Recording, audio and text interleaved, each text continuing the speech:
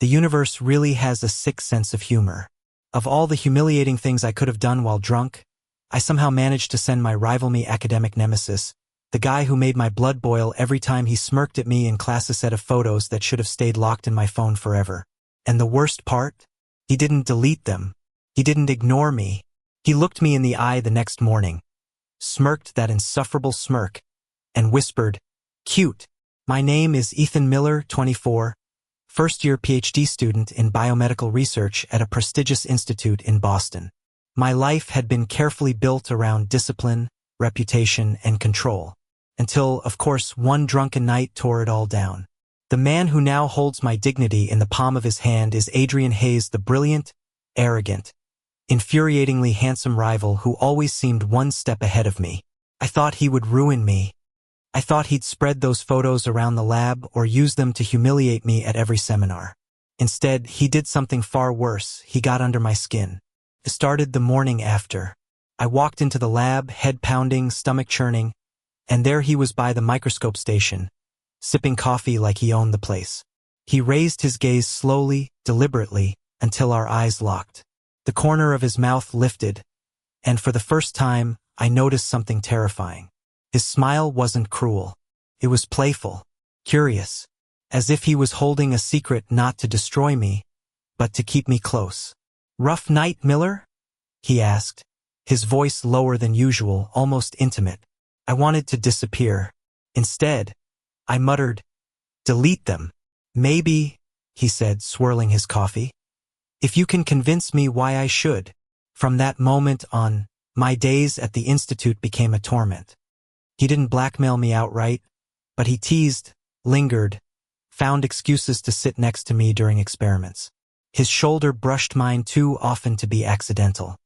His voice dipped softer whenever he addressed me, and his eyes, God, those gray eyes, watched me like I was more than just competition.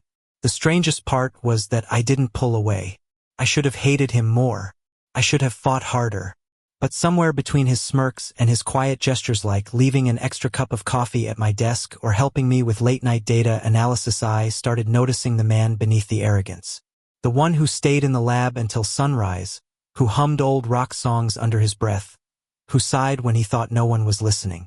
One night, while the rest of the institute had gone home, it was just us in the lab. Papers scattered, machines humming, rain tapping against the tall windows. I was exhausted, leaning over my laptop, when Adrian set a cup of coffee next to me. "You'll burn out if you keep this pace," he said. I looked up, ready to snap back, but stopped when I saw his expression. He wasn't mocking. He was worried. Something cracked in me then. Maybe it was the long nights, maybe the guilt of those photos still hanging between us, maybe the loneliness I'd never admitted. But I asked, "Why are you doing this? Why not just ruin me?" He was silent for a long moment. Then he leaned against the desk, inches away from me, and whispered, "Because I don't want to ruin you, Ethan. I want to understand you." The air shifted. My heart pounded in a way no rivalry could explain. I should have walked away. I should have laughed it off. But instead, I sat there, frozen, as his hand brushed mine on the desk, gentle, hesitant, like he was afraid I'd pull back. And I didn't. For weeks, the line between enemy and something else blurred. We still argued, still competed, but beneath the fire was a current I couldn't deny. Every glance held too much weight. Every accidental touch lingered too long. I hated that I craved it. I hated that the man who had been my rival was now the one I thought about before I fell asleep. And maybe, just maybe, I hated how much it felt like falling in love. The breaking point came on the night of the annual research symposium. I'd spent weeks perfecting my presentation, double-checking every graph, every line of data. My advisor's reputation, my own future, everything hung on that 20-minute talk. And of course, Adrian was presenting right after me.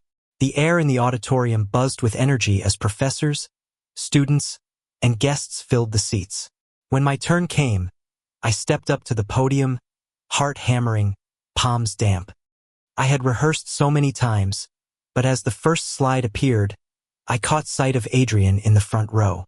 He wasn't smirking, wasn't calculating, was watching me with something softer, something dangerous. His eyes said, "You've got this." And suddenly I did. The words flowed, the arguments landed, and by the time I finished, the applause shook through me like thunder. I nailed it. Relief washed over me as I stepped down, breathless, trembling with adrenaline. But when Adrian walked up to present, I saw a side of him I had never seen before. Calm, commanding, brilliant, owned the stage. His research was flawless, his delivery magnetic. By the end, the room was on fire with questions and admiration.